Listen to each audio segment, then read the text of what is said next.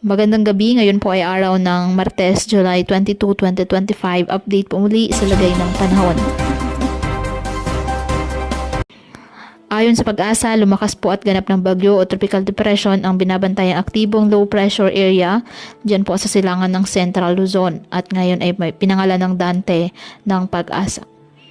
Inaasahan po na patuloy nitong hahatakin at papalakasin ang habagat o southwest monsoon na patuloy naman na magdadala ng matitinding mga pag-ulan, partikular na sa kanlurang bahagi ng Luzon sa mga susunod na araw. Taglay ng bagyo ang lakas ng hangin na aabot sa 45 km per hour at pagbugso nga aabot sa 55 km per hour. Kumikilos north-northwestward sa bilis na 20 km per hour.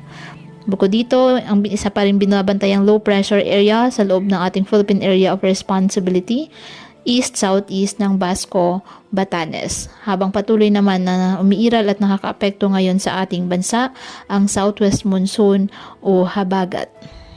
Iba yung pag-iingat po sa banta ng mga biglaang pagbaha at pagguho ng lupa.